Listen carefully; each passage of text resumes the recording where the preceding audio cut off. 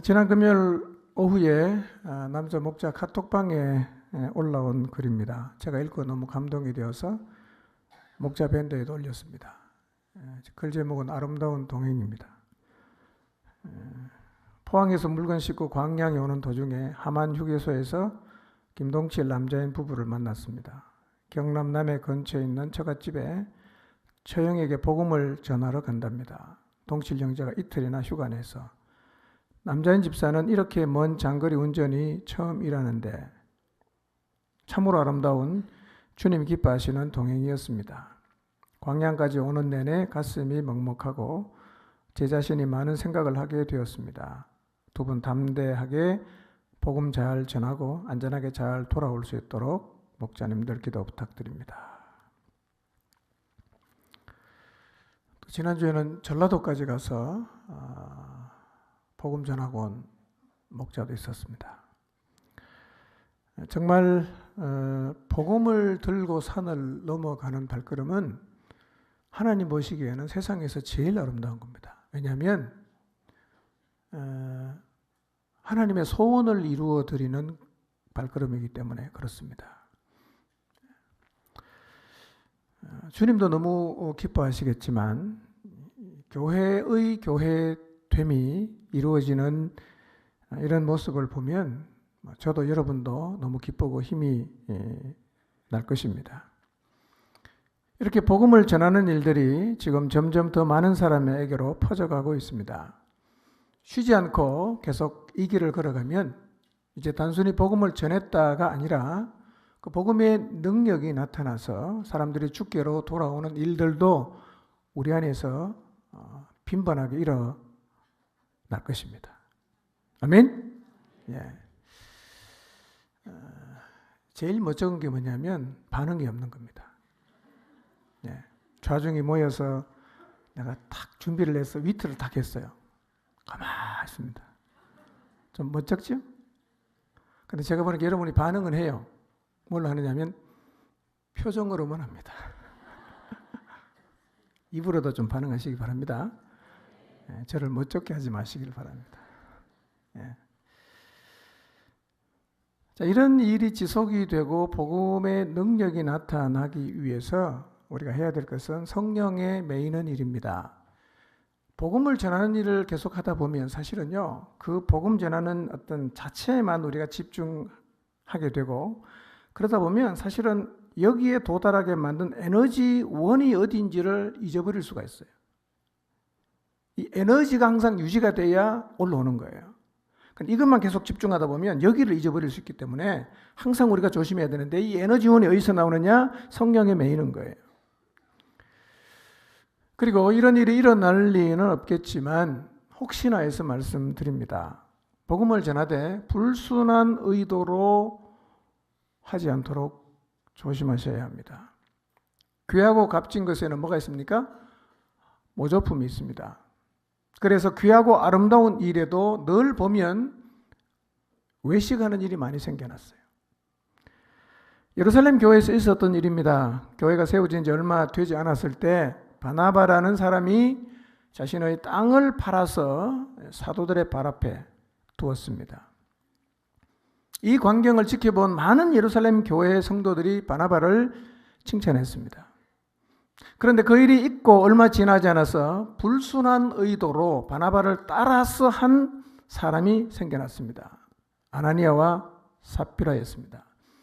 이 두 사람은 순수하지 않은 의도, 그러니까 가난한 사람을 생각해서 땅을 판 게 아니라 바나바가 그 일을 함으로 사람에게 인정을 받고 칭찬을 받으니까 내가 이렇게 바나바에게 뒤질 수는 없다.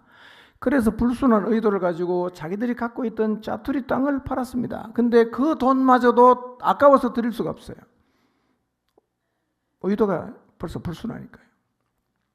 그래서 땅값의 일부만 가져다가 다 드리는 것처럼 하고 헌금을 했습니다.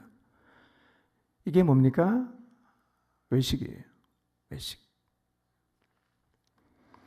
예수님께서 마태복음 6장에서 유대 사람들이 가장 선하게 생각했던 세 가지, 구제와 금식과 기도에 따르는 외식에 대해서 경고하시고 책망하셨습니다. 그런데 아나니아와 삽비라가 했던 이런 유의 외식은 복음 전하는 일에 집중하고 이 일을 통해서 사람들이 격려받고 도전받는 이런 상황에서 우리 가운데 충분히 일어날 수가 있습니다. 내 안에 영혼 사랑하는 마음은 없지만 나도 좀 인정을 받고 싶으니까 그냥 가서 행위만 할 수가 있어요. 그러므로 우리는 성령에 매여서 순전한 영적인 상태를 유지하려는 노력을 멈추지 않아야 합니다. 우리 마음이 불순해지면 복음을 전하는 귀한 일을 하는 중에도 시기와 질투와 교만과 분열과 거짓이 난무하게 될 수 있습니다. 매우 귀한 일을 하면서도 공동체가 침체에 빠지는 기이한 현상도 우리가 경험할 수 있습니다. 조심해야 됩니다. 복음은 늘 순전한 의도로 영혼을 사랑하는 마음으로 전해야 됩니다. 누가 박수를 받으니까 나도 박수를 받겠다. 이게 불순한 의도입니다. 하나님도 다 아시거든요. 이런 일이 생기지 않도록 조심해야 됩니다. 그리고 또 한 가지, 복음 전하는 일이 한 번으로 끝나게 되는 것을 우리는 두려워해야 됩니다. 이건 두려운 일이에요. 하나님 정말 기뻐하시는 일이 시작이 되었는데 한 번만 딱 하고 끝! 이렇게 되지 않도록 우리는 두려워해야 됩니다. 그래서 우리는 복음 전할 대상이 딱 한 명이 아니라 모든 사람이어야 하고 복음을 전하는 일도 2번, 3번 뿐만 아니라 10번, 20번, 100번, 1000번까지 계속이 되어야 합니다. 왜냐하면 복음 전파는 이벤트가 아니라 사명이기 때문입니다. 하나님께서 우리에게 계속 은혜를 부어주시고 계십니다. 이 일이 공동체 안의 모든 지체들에게로 확산되도록 계속 깨어 기도해야 합니다. 오늘은 이렇게 하나님이 은혜를 주셔서 복음 전하는 일이 지속이 되고 교회의 교회됨이 드러나고 있는 와중에서도 우리 안에서 일어날 수 있는 일, 폭발적인 하나님의 은혜가 부어지는 가운데서도 공동체 안에서 일어날 수 있는 일에 대해서 생각해 보려고 합니다. 오늘 설교 제목을 다시 한번 읽어보겠습니다. 시작. 힘 빠진 무릎을 일으켜 세웁시다. 신앙의 길을 걷다 보면 이 길을 걷는 과정에는 복음을 전하는 일을 할 수 있고 영혼을 돌보는 일을 할 수도 있고 주님이 정말 기뻐하시는 일을 할 수도 있어요. 어떤 일을 하고 있든 신앙의 길을 걷다가 보면 여러 종류의 일을 우리가 만나게 돼요. 기쁘고 감사한 일도 경험하지만 반대로 힘들고 어려운 일도 겪게 되어 있습니다. 그런데 주님을 따라가는 길에서 겪게 되는 고난과 힘듦은 사실은 우리를 지치게 하고 주저앉게도 할 수 있습니다.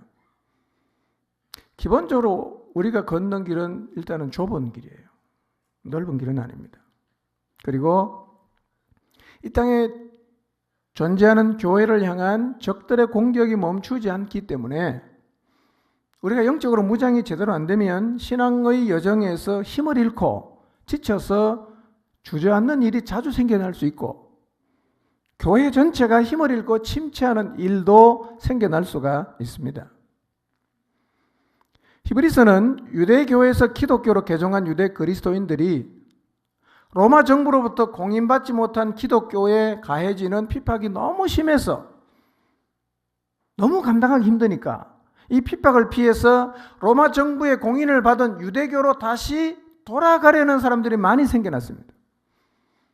이런 현상을 바라보고 있던 저자가 누구인지는 정확히 모르지만 저자가 예수님을 따르는 길에 고난도 있고 핍박도 있지만 다시 옛날로 돌아가면 안 된다고, 신앙의 뒷걸음질을 하면 안 된다고 경고하고 격려하고 도전한 편지가 바로 히브리서입니다. 그래서 히브리서 기자는 말합니다. 피곤한 손과 연약한 무릎을 일으켜 세워라. 구름같이 우리를 둘러싸고 있는 수많은 증인들이 이렇게 믿음으로 가는 것이 옳다는 것을 증언하고 있으니까 고난이 오더라도 고난을 감내하고 뒤로 물러서지 말라고 외치고 있습니다. 히브리서 12장은 사실은 히브리서 전체의 결론과 같은 부분입니다. 그런데 1세기에 일어났던 일들이, 신앙의 뒷걸음질하는 이런 일들이 오늘 우리 시대는 제가 볼 때는 더 많이 일어나고 있습니다. 더 많이 일어나고 있습니다. 실제로 주님을 좀 따르겠다고 결심하고 나섰지만 환난과 핍박과 고난을 받으면 적극적으로 믿음의 길에서 돌아서서 뒷걸음질하는 사람이 너무 많이 있습니다. 아무것도 아닌 것 같은데 거기에 자빠지고, 아무것도 아닌 것 같은데 난 더 이상 못하겠다, 이렇게 주저앉아 버리는 사람이 너무 많다는 거예요. 그래서 우리는 이 히브리서를 통해서 주시는 하나님의 교훈에 더 많이 귀를 기울일 필요가 있습니다. 우리 시대를 살고 있는 그리스도인 가운데 굽어진 목표를 갖고 있는 사람들이 많습니다. 신앙을 이렇게 이해합니다. 주님을 잘 섬기면 고난과 핍박이 없다. 이 땅에서는 모든 일이 형통하고 무조건 다 잘 된다 라고 믿는 사람이 많아요. 그래서 신앙생활을 하면, 열심히 하면 자식도 잘 되고 사업도 잘 되고 건강하고 무병장수한다는 이상한 믿음을 갖고 있습니다. 성경은 그렇게 말하잖아요. 그런데 이런 믿음을 갖고 신앙생활을 했는데 열심히 했어요. 고난이 찾아오는 거예요. 열심히 했어요. 병에 걸린 거예요.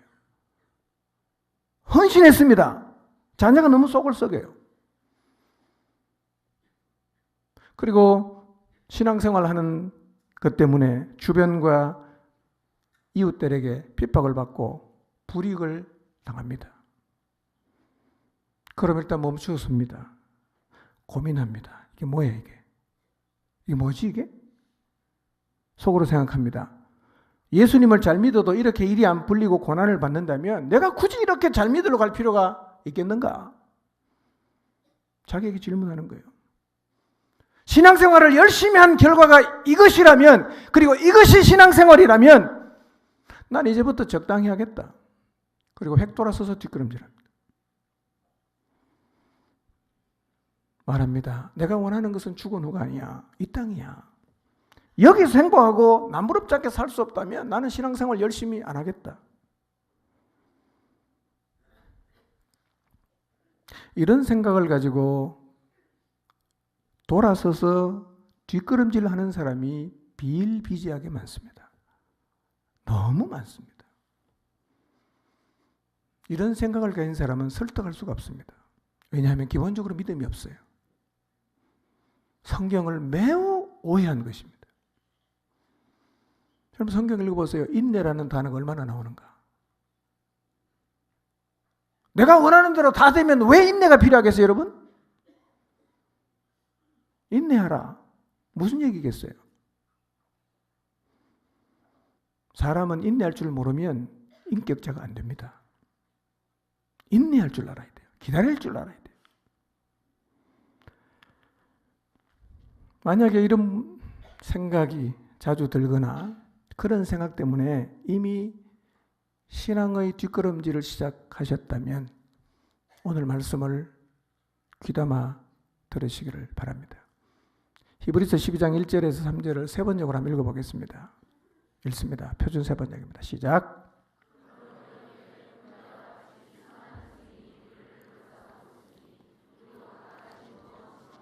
얽매는 죄를 벗어버리고 우리 앞에 놓인 다름질을 참으면서 달려갑시다. 믿음의 창시자요 완성자이신 예수를 바라봅시다. 그는 자기 앞에 놓여있는 기쁨을 내다보고서 부끄러움을 마음에 두지 않으시고 십자가를 참으셨습니다. 그리하여 그는 하나님의 보좌 오른쪽에 앉으셨습니다. 자기에 대한 죄인들의 이러한 반항을 참아내신 분을 생각하십시오. 그리하면 여러분은 낙심하여 지치는 일이 없을 것입니다. 고난이 힘드니까 돌아서서 뒷걸음질을 치려는 사람들을 향해서 히브리서를 기록한 저자는 말합니다. 하나님을 향한 믿음 때문에 엄청나게 고난을 당하고 힘겨운 인생을 살았지만 끝까지 믿음을 가지고 살아서 하나님에게 인정을 받았던 수많은 증인들이 지금 구름처럼 둘러싸서 우리에게 그렇게 가는 것이 옳다고 증언하고 있다는 거예요.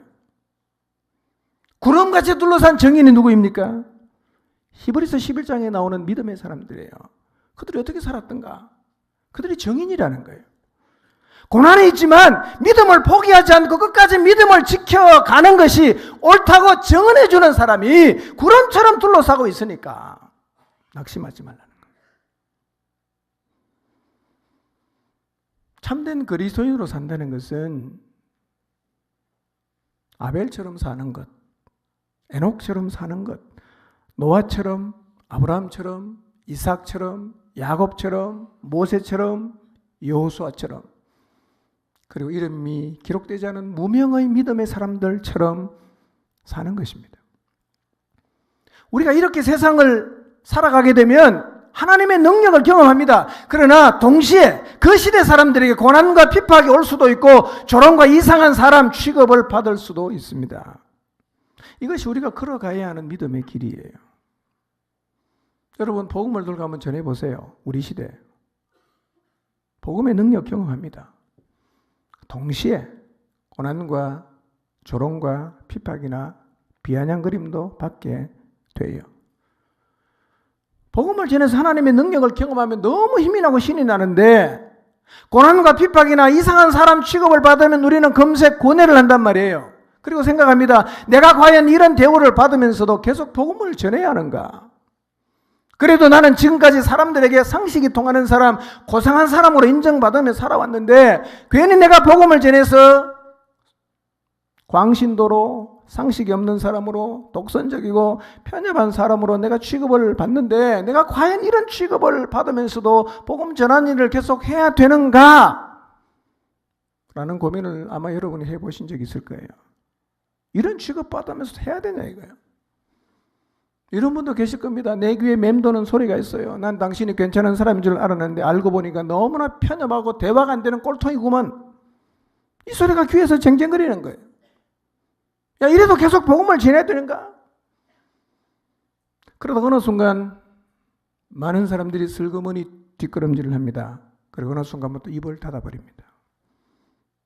이게 돌아서 간 거예요. 이런 일이 우리에게 충분히 일어날 수 있습니다. 그래서 당시 많은 유대인들이 기독교인으로 살아가기가 너무 힘겨웠어요. 고난도 받고 핍박도 받고 1세기 얼마나 핍박이 많았어요. 순교당하고. 그래서 힘을 잃고 뒷걸음질 하는 거예요. 유대교로 다시 돌아가자. 야, 내가 그리스도인으로 사는 게 너무 힘겹다. 유대교나 기독교나 비슷하잖아. 돌아가자. 이런 사람들을 향해서 히브리서를 기록한 저자가 12절에 이렇게 말해요. 읽어봅시다. 시작. 예. 그들의 상태를 이렇게 표현하죠. 피곤한 손과 연약한 무릎이다. 표준 세번 이렇게 번역합니다. 힘 빠진 무릎이다. 손에 힘이 없어요. 무릎에 힘이 빠졌어요. 철저하게 좌절하고 있습니다. 지쳤어요. 이런 유대 그리스도인들을 향해서 도전합니다. 다시 무릎을 일으켜 세우라고. 다시 무릎을 일으켜 세우라고 도전합니다. 여기서 세우라는 말의 의미가 뭐냐면 강하게 하라는 말입니다. 구름같이 둘러싼 증인이 있고 십자가에서 참으신 예수님이 계시고 죄인들의 반응을 끝까지 참아주신 그분을 생각하면서 다시 무릎을 일으켜 세우라고, 다시 힘을 내라고 도전하고 있습니다. 혹시 여러분의 손에 힘을 잃고 무릎이 연약해졌다면 다시 힘을 내시고 연약한 무릎을 일으켜 세우시기를 바랍니다. 우리는 그 길을 갈 수 있습니다. 끝까지 갈 수 있어요. 무릎을 일으켜 세워서 다시 우리가 걸어가야 하는 그 자리로 돌아가시기를 바랍니다. 13절을 보겠습니다. 읽습니다. 시작. 저는 다리로 하여금 어그러지지 않고 고침을 받게 하라. 12절의 핵심은 이거예요. 무릎을 세워라. 무릎을 세워라. 13절의 핵심이 뭐냐? 고든 길을 만들라는 거예요. 자, 13절을 잘 보세요. 너희 발을 위하여 뭘 만들어요? 고든 길을 만들어. 그거를 만들면 어떻게 됩니까? 저는 다리가 어그러지지 않고 고침받는단 말이에요. 그 13절에 강조하는 건 뭡니까? 고든 길을 만들라는 거예요. 고든 길. 무릎을 이렇게 세우라. 그리고 고든 길을 만들라는 거예요. 고든 길이 뭡니까? 고든에 해당하는 오르디스, 헬라말로 오르디스라는 말은 믿음의 시련을 통해서 도달하는 신앙의 궁극적인 목표를 의미합니다. 그러니까 무릎을 이렇게 세워서 고든 길을 만들라는 말의 의미는 뭐냐면 고난과 시련과 박해가 찾아와도 흔들리지 않고 걸어갈 수 있는 목표를 만들라는 거예요. 어떤 일이 내 삶에 벌어지고 찾아와고 오고 일어나도 내가 끝까지 흔들리지 않고 걸어갈 수 있는 목표를 만들라는 거예요. 여러분이 바라보고 있는 신앙의 궁극적인 목표가 있습니까? 뭘 바라보면서 지금 달려가고 있습니까? 여러분이 죽을 때까지 달려가면서 도달해야겠다고 생각하는 그 신앙의 목표가 무엇입니까? 그리고 만약에 여러분이 그 목표를 향해서 달려갈 때 시련과 박해가 찾아와도 여러분이 흔들리지 않고 달려갈 수 있겠습니까? 만약에 여러분이 갖고 있는 신앙의 목표가 이 땅에서 잘되고 형통해서 부자되고 자식 잘되고 사업 성공하는 거라고 하면 여러분은 가다가 고난당하면 즉시로 뒤돌아서게 되어 있습니다.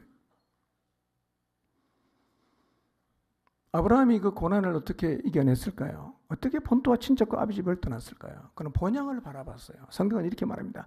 그가 찾는 본향이 만약에 땅에 있었으면 그가 진작에 돌아갔을 거라는 거예요. 근데 그가 바라본 본향은 땅에 있는 게 아니라 하늘에 있는 것이라고 그랬어요. 거기를 쳐다보니까 그게 목표니까 이 땅에서 좀 힘들어도 좀 고난을 받아도 좀 어려워도 흔들리지 않고 계속 갈 수가 있었다는 것입니다.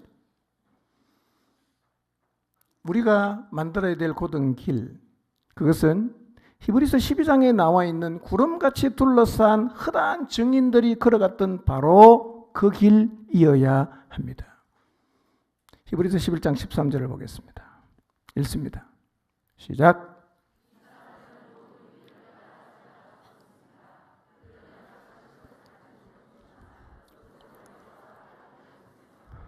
땅에서는 길손과 나그네 신세임을 고백하였습니다. 하나님이 약속을 주셨어요. 그 약속을 받았어요? 못 받았어요? 아직 못 받았어요. 아직 그 약속하신 것을 못 받았어요. 어떻게 합니까? 멀리서 바라봅니다. 그리고 믿음으로 그 약속의 성취를 반겼어요. 그러면서 땅에서는 어떻게 살았다고요? 길손과 나그네로. 길손과 나그네로 살지만 하나님의 약속을 아직은 받지 못했지만 계속해서 바라보고 가는 것이 우리 신앙의 목표가 되어야 합니다. 이렇게 고든 길이 우리 안에 만들어지면 시련과 어려움이 와도 흔들리지 않고 계속 갈 수가 있어요. 여러분 모두가 이 고든 길을 갖게 되시기를 바랍니다. 고든 길을 가져야 돼요. 고든 길을 가지면 어그러지지 않을 수 있는데요. 어그러지지라는 이 헬라 말은 에크트라페라는 의미인데요. 이런 뜻입니다. 믿음이 흔들리는 겁니다. 믿음이 흔들리는 것을 의미합니다. 그러니까 고든 길을 만들면 믿음이 흔들리지 않는다는 거예요. 여러분 주님을 따라하는 신앙의 여정에서 어떤 일을 만나더라도 흔들리지 않으려고 하면 방법은 딱 하나가 있습니다. 뭐냐? 고든 길을 만드는 거예요. 고든 길이 뭐냐? 히브리서 11장에 나오는 그 믿음의 사람들이 정해놓고 달려갔던 그 목표, 그게 고든 길이에요. 그게 우리 안에 생기면 우리도 어그러지지 않습니다. 흔들리질 않아요. 이 시간 내가 가지고 있는 신앙의 목표가 무엇인지를 다시 한번 깊이 생각해 보시기를 바랍니다. 그런데 의외로요, 고든 길이 아니라 9번 길을 가진 사람이 참 많아요. 9번 길. 그게 뭐겠어요? 예수님 믿으면 고난이 없다. 예수님 믿으면 만사형통하다. 예수님 믿으면 자식 잘 된다. 다 이거는요 9번 길이에요. 이런 목표를 가지고 달려가면 중간에 가서 계속 흔들립니다. 계속 흔들립니다. 하나님 우리 인생을 반드시 그 길로 인도하지 않을 때가 훨씬 더 많습니다. 단련해야 되니까요. 단련해야 되니까요. 부모가 제일 부모 중에 제일 나쁜 부모가 뭐냐? 아이가 하자는 대로 다 해주는 부모가 제일 나쁜 부모예요. 진짜 자식을 사랑하는 부모는 어떻습니까? 아이가 하자고 해도 아이의 미래를 생각하면서 안 되는 거는 노라고 말합니다. 울어도 안 줘요. 그게 훌륭한 부모 아니에요? 하나님 우리에게 그런 분이에요. 달라는 대로 다 주지 않습니다. 달라는 대로 다 주면 행복할 것 같지만 달라는 대로 다 주면 우리 인생은 다 엉망이 되는 겁니다. 인격이 다 무너지게 되어 있습니다. 안 줘요. 어떨 때는 인내해야 됩니다. 오랫동안 기다려야 될 수도 있어요. 절제도 필요합니다.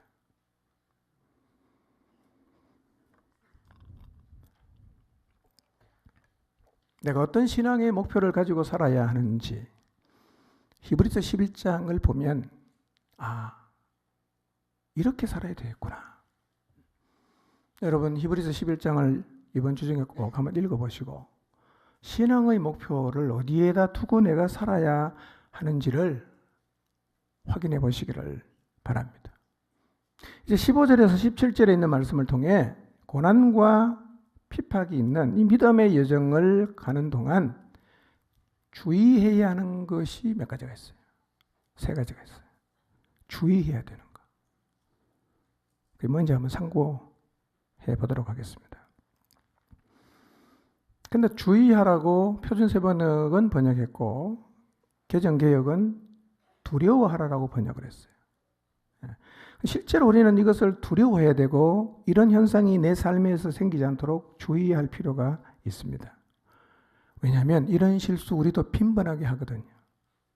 다시 성경이 정리합니다. 뭘 주의해야 되는가? 첫 번째, 하나님의 은혜에 이르지 못하는 사람이 없도록 주의해야 됩니다.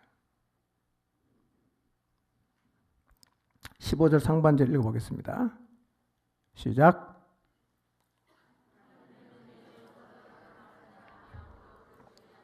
네. 떨어져 나간다는 말은 개역 개정에서는 이르지 못한다고 번역했어요. 하나님의 은혜에 도달하지 못하는 거예요.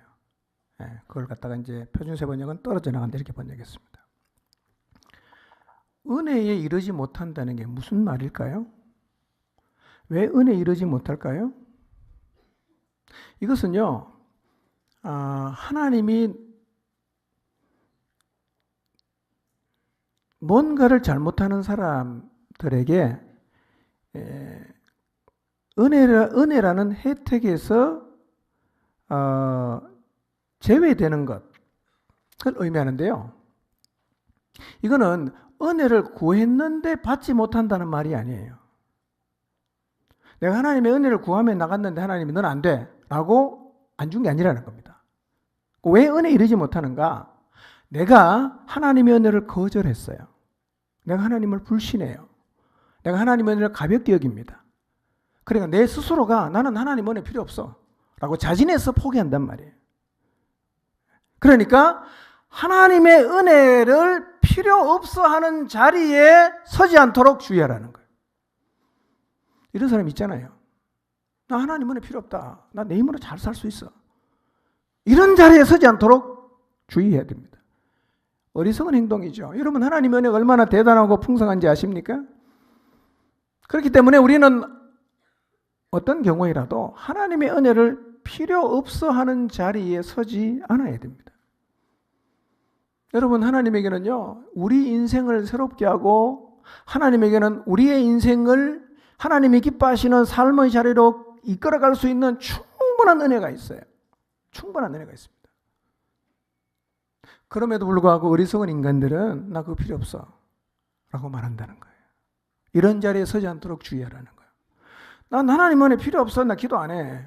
필요 없어 나는. 나 성경 읽을 필요 없어. 나 하나님 없어. 은혜 없어도 내 혼자 잘 살아갈 수 있어. 어리석은 것입니다. 이런 사람이 있다는 거예요. 1세기도 있었어요. 지금은 없나요? 지금도 많습니다. 그런데 우리가 그분에게 나가는 것을 포기하고 하나님의 은혜를 필요 없다고 말할 때가 있어요. 언제냐면 주님을 따라갔는데 고난과 어려움이 찾아올 때입니다. 순종하며 걸어갔는데 내 삶에 어려운 일이 찾아오거나 열심히 기도하고 복음을 전하는데 과정과 결과가 신통치 않으면 반드시 뭐가 몰아닥쳐온다고 지난주에 말씀드렸죠? 후폭풍이 몰아닥칩니다. 그래서 우리가 힘을 잃을 수가 있어요. 이렇게 힘을 잃고 나면 우리가 하는 어리석은 행동이 뭐냐면 하나님의 은혜를 필요 없어 하는 거예요. 필요 없어. 하나님의 은혜가 필요 없으면 어떻게 되겠어요? 하나님께 안 나가죠. 그분 만날 필요가 없어요. 난 그분이 주는 거 받을 필요가 없다고 생각합니다. 그러니까 안 나가는 거예요. 이렇게 되지 않도록 두려워해야 됩니다.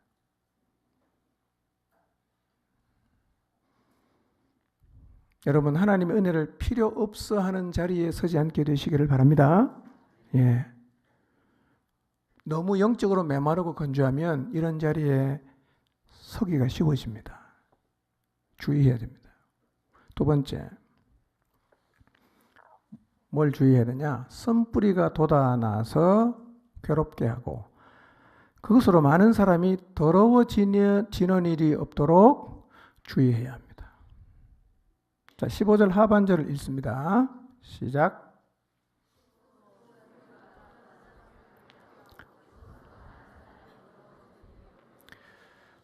선뿌리가 돋아나서 괴롭게 하고 또 그 선뿌리 때문에 많은 사람이 더러워지는 일이 없도록 주의하라, 이렇게 말씀하고 있습니다. 쓴뿌리가 뭘까요? 쓴뿌리? 봄에는 쓴나물이 몸에 좋습니다. 자, 선뿌리가 무엇인지에 대한 것은 사실 이게 신명기 29장 말씀이 인용이기 때문에 신명기 29장 18절과 19절을 한번 찾아보도록 하겠습니다. 예. 신명기 29장 18절에서 19절 읽습니다. 시작.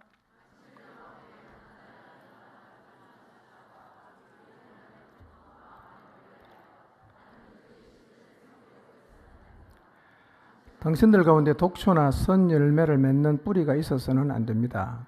그러한 사람은 이런 저주의 말을 들으면서도 속으로 자기를 달래면서 내 고집대로 하여도 만사가 형통할 것이다 할 것입니다. 당신들이 그런 사람을 그대로 두면 맹렬한 재난을 만나서 파멸되고 말 것입니다. 예. 선뿌리는 일반적으로 원한을 가리키기도 하는데 여기 신명기 말씀을 통해서도 볼 수 있듯이 히브리서 12장 15절에서 말하는 선뿌리는요, 불신앙이에요. 불신앙. 모세가 이렇게 말합니다. 이스라엘 백성이 하나님으로부터 돌아서기로 결정하는 날 마음속에 쓴 독을 맺는 나무 뿌리가 심겨질 것이라고 경고했어요. 하나님에게서 돌아서기로 결정하는 날 우리의 마음에는 쓴 독을 맺는 나무 뿌리가 심겨지게 된다고 모세가 경고했습니다. 오늘날도 마찬가지입니다. 우리의 마음이 하나님에게서 멀어지는 순간 우리의 내면에 어떤 일이 벌어지느냐? 독초가 심겨져서 쓴 뿌리가 내리게 돼 있어요. 그리고 시간이 흘러가면서 그 독초가 내 마음에서 자라서 나를 더럽힙니다. 여러분, 이 경고는요, 세상 사람을 향한 경고가 아닙니다. 하나님의 백성을 향한 경고입니다. 교회 밖에 있는 사람을 향해서 말하는 게 아니라 교회 안에 있는 사람을 향한 경고입니다. 그래서 하나님의 백성도 하나님을 불신하는 마음을 가지게 되는 순간 마음에 쓴뿌리가 심겨지는데 이거를 주의해야 된다는 것입니다. 여러분, 하나님 불신하지 마시기를 바랍니다. 내가 언제 불신했나요? 저는 절대로 불신하지 않습니다. 라고 여러분이 대답할지 모르겠어요. 이럴 때 어떻게 했나요? 고난과 핍박이 있을 때, 기도가 응답되지 않을 때, 최선을 다해 살았는데 하나님이 내 삶을 도와주지 않는 것 같을 때, 잘못한 일이 없는데 비난을 받고 고난을 당할 때, 오해를 받고 억울한 일을 당할 때 도대체 하나님은 뭐 하시는 건가? 왜 나를 도와주지 않는가? 라는 생각 때문에 우리의 마음속에서 하나님을 향한 불신의 마음이 고개를 들 수가 있습니다. 이런 상황에서 하나님이 도와주지 않는데 내가 하나님에서 헌신할 이유가 뭐가 있어? 믿어도 별로 소용없네 라는 생각을 만약에 여러분이 하고 있다면 이미 여러분의 마음속에는 불신앙이라는 쓴뿌리가 마음 안에 뿌리를 내렸고 자라고 있다는 얘기입니다. 이런 일이 생기지 않도록 주의해야 됩니다. 고난이 와도 끄떡없고 억울한 일 당해도 끄떡없고 기도가 응답되지 않아서 끝없이 기다리는 세월 속에서도 끄떡없고 잘못한 일이 없는데 비난받고 억울한 일 당해도 끄떡없고 하나님이 내 인생 책임지는 걸 믿으니까요. 그게 그리스도인의 삶이에요. 우리 그렇게 살아야 된단 말이에요. 그래서 성경이 뭐라고 말합니까? 그런 순간에 마음속에서 하나님을 향한 불신의 쓴뿌리가 심겨지지 않도록 어떻게 하라고요? 두려워해라. 주의하라는 거예요. 마음에 쓴뿌리가 생기면요 이까지 나갑니다. 13절을 다시 봅니다. 19절을 다시 보겠습니다. 19절 읽습니다. 시작.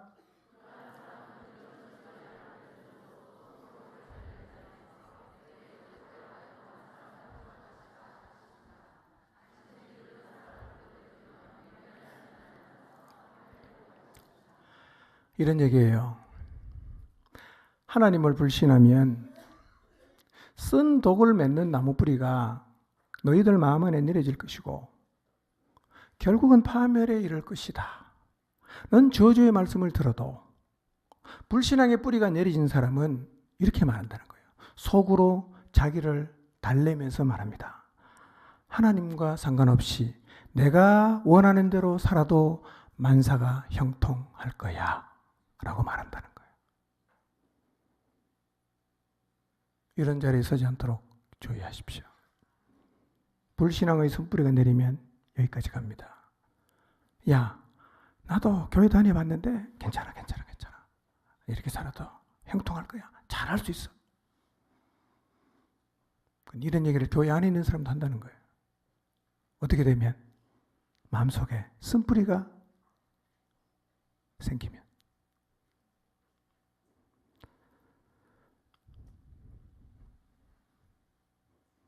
근데 그런 사람이 있으면 왜 모두가 더럽게 될까요? 모두가 더러워진다고 그랬거든요. 15절 다시 읽어볼까요? 시작. 또 쓴뿌리가 돋아나서 괴롭게 하고 그것으로 많은 사람이 더러워지는 일이 없도록 주의하십시오. 많은 사람. 내 안에 쓴뿌리가 생겼는데 왜 많은 사람이 더러워질까요?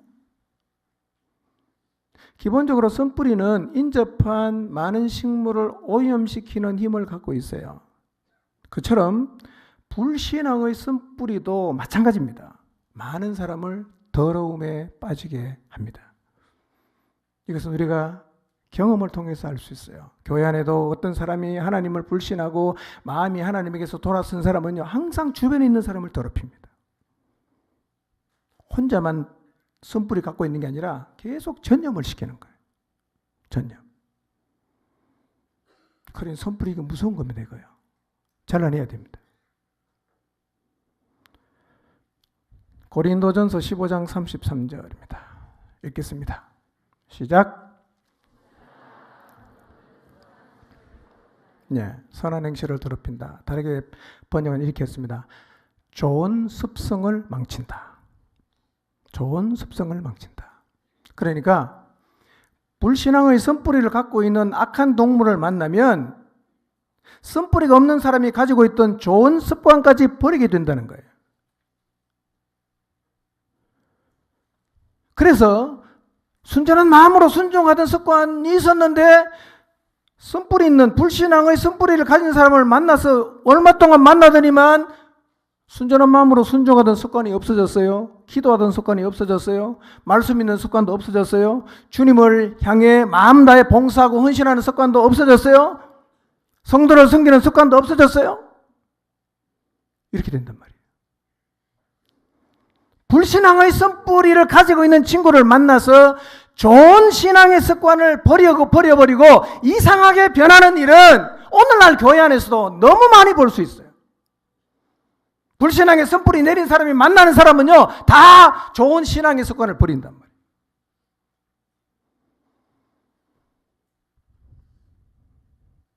이처럼 불신앙의 자세를 가진 사람은 많은 사람을 더럽혀요.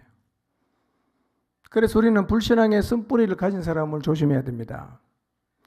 그런 사람과 깊이 만나지 마세요. 동조하지 마세요.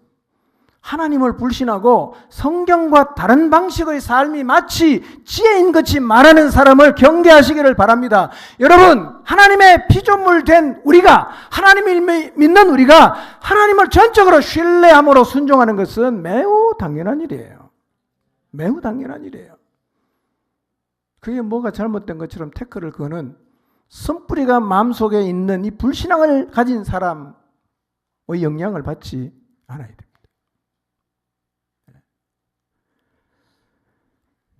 고린도전서 5장 6절입니다. 읽겠습니다. 시작.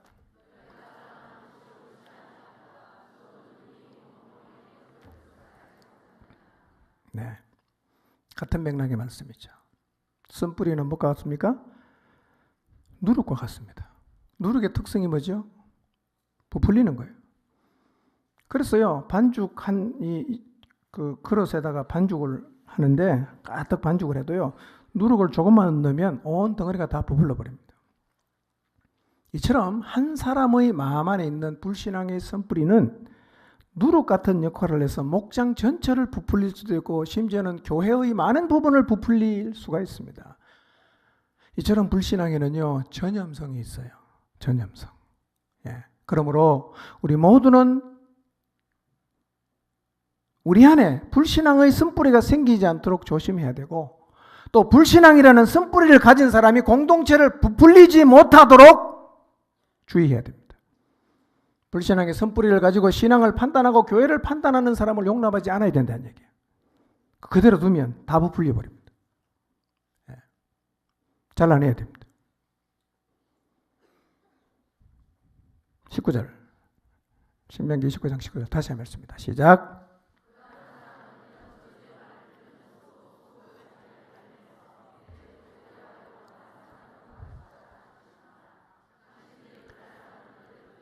맹렬한 재난을 만나서 파멸되고 말 것입니다. 여러분, 불신앙의 자세를 가지고 살아도 하나님 없어도 형통하고 복을 받으며 살 수 있다고 말하는 사람이 교회 안에 없어야 됩니다. 그리고 이런 말에 동조하는 사람이 없어야 됩니다. 이런 말에 동조하는 사람이 많아지면 교회는 망합니다. 불신앙의 자세를 가진, 쓴뿌리를 가진 사람은 어떤 면에서 교회 안에 설 자리가 없어야 됩니다. 그래야 돌아올 수 있어요. 설 자리가 없어서 자기의 불신앙을 깨닫고 다시 하나님을 전적으로 신뢰하는 자리에 서도록 돕는 것이 건강한 교회입니다. 디모데후서 2장 16절입니다. 읽습니다. 시작.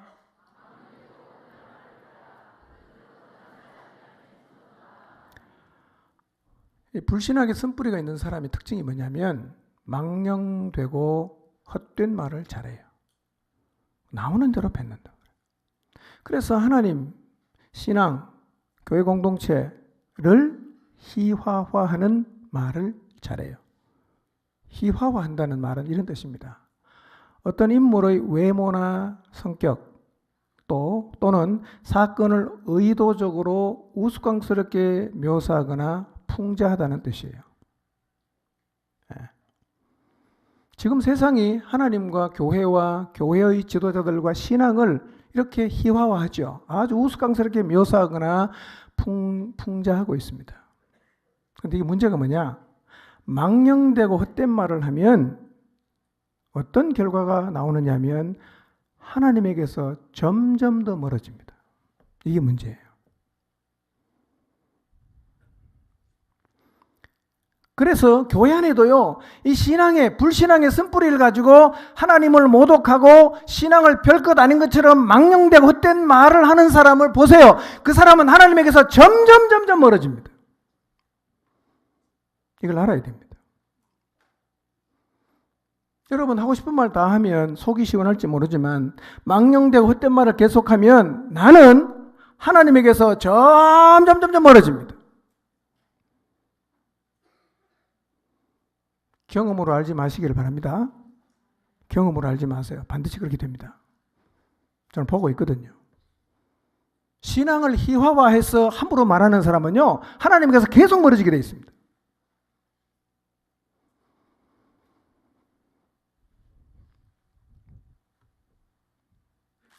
불신앙에는 강한 전염성이 있고, 불신앙의 자세를 가진 사람이 망령되고 헛된 말을 많이 하는데, 그러나 불신앙의 선뿌리를 가진 사람은 꼭 기억해야 됩니다. 망령되고 헛된 말을 하면 할수록 나는 하나님에게서 점점 멀어집니다. 그러므로 혹시 내 안에 불신앙의 선뿌리가 있어도 하나님과 교회와 신앙에 대해서 망령되고 헛된 말을 내뱉지 않도록 주의해야 됩니다. 입으로 내뱉는 순간 하나님께서 점점 멀어집니다. 성경이 그렇게 말했어요. 네, 저는 경험을 못 해봤어요. 그건 지켜는 봤어요. 점점 멀어집니다. 돌아올 수 없는 자리까지 가버립니다. 여러분, 이 혀가 얼마나 중요한지 아세요? 말이. 혀가 우리 인생을 이끌어가요. 야고보서 1장 26절을 보겠습니다. 읽습니다. 시작.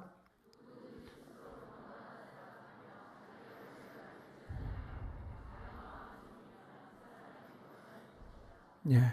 혹시 여러분의 마음속에 불신앙의 선뿌리가 생기더라도 여러분의 혀를 제갈 물리시기를 바랍니다. 함부로 말하지 마세요. 여러분의 영혼을 죽이는 겁니다. 하면 할수록 멀어져요. 말의 힘이 얼마나 대단한지 아세요? 한 구절 더 보겠습니다. 야고보서 3장 6절입니다. 읽습니다. 시작.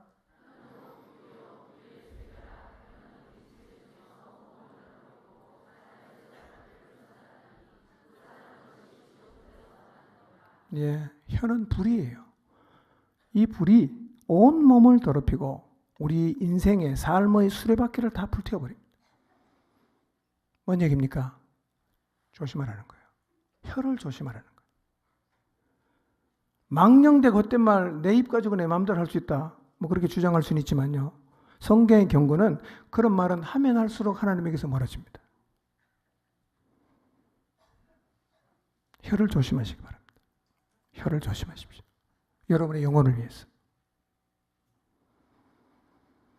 셋째, 뭘 주의해야 되냐?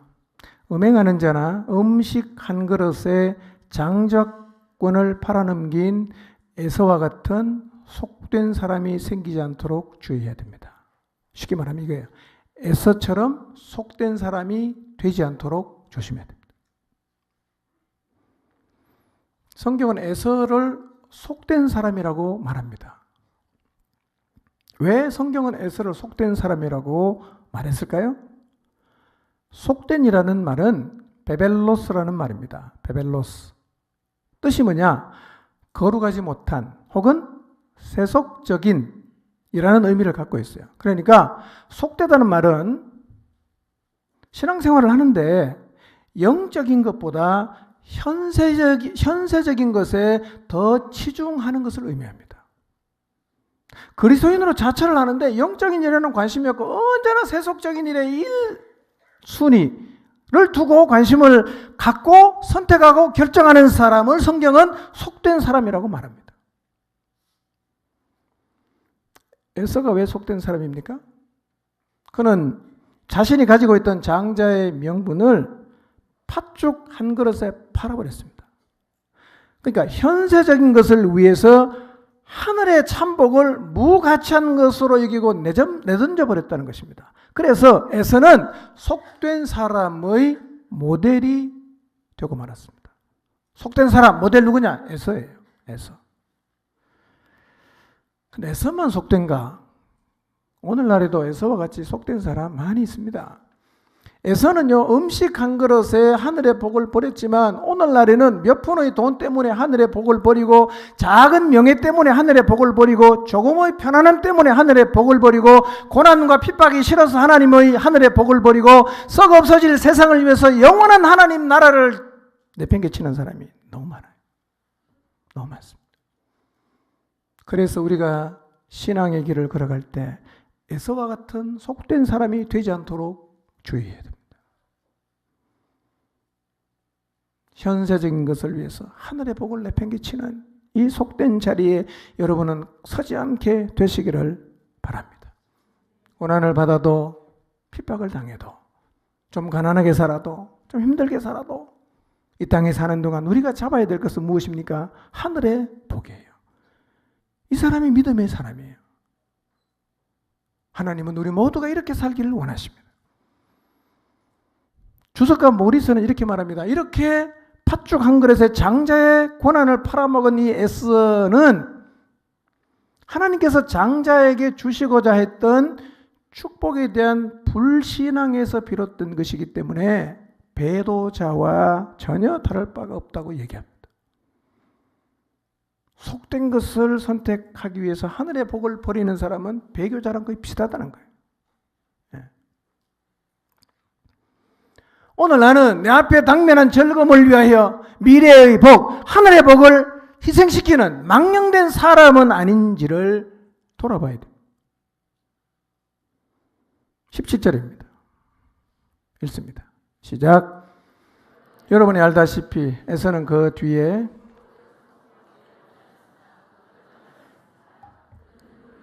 고하였건만 회개할 기회를 얻지 못하였습니다.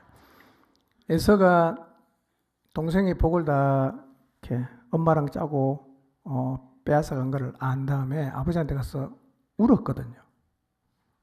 근데 성경은 이렇게 말하거든요. 눈물을 흘리면서 고하였지만 회개할 기회를 얻지 못했다. 왜 눈물을 흘리면서 간구했는데 회개할 기회를 얻지 못했을까요? 이 에서의 눈물은 장자의 고난을 다시 다르게 표현하면 축복을 다시 받기 위한 눈물이었지 하늘의 복을 무가치하게 여긴 것에 대한 회개의 눈물이 아니었다는 겁니다. 그렇기 때문에 눈물을 흘리며 간구를 했지만 그 복을 다시 받지 못했다는 것입니다. 여러분, 에서가 눈물로 간구했음에도 불구하고 하나님으로부터 그 장자권에 대한 재고의 기회를 얻지 못했다는 것은 하나님의 은혜의 선물을 가볍게 여기고 현세의 것을 덥석덥석 쥐고 선택하는 사람들을 향한 엄중한 경고가 됩니다. 여러분, 영적인 것을 무시하고 언제나 현세적인 것만을 잡는 불신앙의 태도가 얼마나 무서운지를 여러분 마음에 새기시기를 바랍니다. 잘 모르겠으면 에서를 생각해 보세요. 에서. 결론을 짓습니다. 문제가 뭡니까? 왜 하나님의 은혜에 이르지 못합니까? 왜 하나님의 은혜를 필요로 하지 않습니까? 왜 쓴뿌리가 나서 나를 괴롭게 하고 많은 사람을 더럽게 합니까? 왜 에서처럼 현세적인 것을 잡기 위해서 하나님을 버리는 속된 사람이 됩니까? 왜 주님을 따라가다가 좀 힘들고 어렵다는 이유 때문에 손이 피곤해지고 무릎이 연약해집니까? 왜 다리는 절고 흔들거립니까? 이유는 하나예요. 하나님을 향한 믿음을 잃었기 때문입니다. 문제가 뭐냐? 믿음을 잃은 게 문제예요. 이런 현상이 언제 생기느냐? 우리가 믿음을 잃으면 이 5가지 현상은 우리의 삶에서 언제든지 찾아올 수가 있습니다. 여러분, 그렇기 때문에 믿음의 선진들이 바라보았던 그 하나님을 오늘 이 시간에 다시 믿음으로 바라보시기를 바랍니다. 그 하나님을 바라보시면서 이 시간 힘 빠져 있는 여러분의 무릎을 일으켜 세우시기를 바랍니다. 여러분, 혹시 믿음을 잃어버려 주님을 따라가긴 하는데 고난과 힘든 일이 다가오니까 너무 힘겨워 지쳐 계십니까? 다시 곧은 길을 가지십시오. 고난과 시련이 찾아와도 결코 흔들리지 않고 갈 수 있는 신앙의 목표, 땅에 있는 게 아니라 하늘에 있는 믿음의 선진들이 가졌던 그 신앙의 목표를 가지시기를 바랍니다. 하나님 지금도 살아계십니다. 하나님은 지금도 우리를 사랑하십니다. 하나님은 지금도 통치하시고 계십니다. 그리고 고난과 핍박이 있어도 이 하나님을 향한 믿음을 가지고 사는 것이 옳음을 증언해주는 구름같이 둘러싼 허다한 증인들이 지금도 있습니다. 그들을 생각하며 여러분의 신앙의 여정 가운데 어떤 일을 만나더라도 조금의 흔들림도 없이 계속해서 하나님을 신뢰하는 믿음으로 믿음의 길을 걸어가는 하나님의 사람들이 되시기를 주님의 이름으로 축복합니다. 기도하겠습니다.